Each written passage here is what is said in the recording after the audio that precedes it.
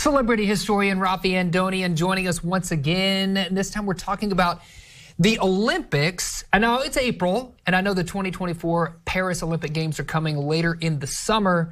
But the reason we're doing this in April is because it's the anniversary of the modern Olympics, what we think of as the Olympics. We still continue today in the summer, right? That's the origin of that that version of the Olympics. But what's really fascinating, of course, it starts with the Greeks, and it's hard to imagine how important it was to them. They actually established and kind of designed a calendar around what they called Olympiads, which was a period of 4 years marked by Olympics. So absolutely critically important for them to measure time, to measure their Greekness, if you will.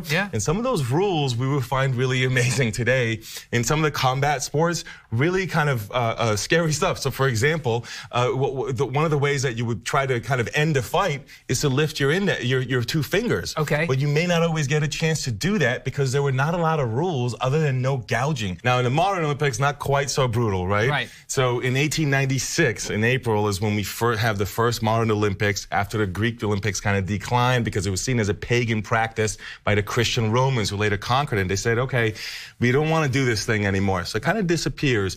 But it was a Frenchman, actually, a French baron, which is fitting considering the Olympics this year are going to be in France, right? That said, you know, it was focused on the importance of physical education. And this flag actually comes up in the 1920s, and this is supposed to symbolize 5 continents. The Americas are considered one continent in this, and not counting Antarctica, being interlinked. And so this is an early idea from the modern Olympics to bring the world together the way that the Greek different states came together around sports. That's the whole idea, and so valuable, as you know.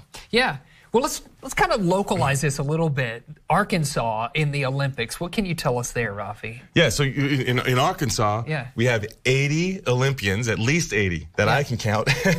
And there's about 35 that have won medals in Arkansas, from Arkansas in some fashion, which is really valuable. Well, there's so many Olympian legends when you think about it. And one of the ones I personally think is fascinating is Jesse Owens, a big national hero in the era with, of course, Hitler in Germany, trying to show that, you know, the ideas of racial superiority are not you know, what Hitler thought them to be, by demonstrating in a high level of performance that anybody can do a high level of performance. And I think that's one of the wonderful things about sports, is that it really is about how you perform, and it erodes all those other factors that sometimes are playing out in society and can help lead the way in society toward the positive things and the positive movements that we've seen. Absolutely, yes, leading the way. I love that. That's why I think sports are important, and it can be a beautiful representation of the world coming together to compete on a huge stage. It can be, absolutely. Now, sometimes we've had like the miracle on ice, right? And sometimes we had some of the Cold War politics kind of play into it. So sometimes politics enters it, but again, what we have to remember is the flag. You think about the opening ceremonies, the closing ceremonies, and when the athletes are together on the field, all that matters is the performance. That's right, we are excited about the Olympics coming up this summer, 2024, Paris. Raffi, thanks as always for filling us in on a bit of history that comes when you think about the Olympics. Stick around. We got more later, right after this.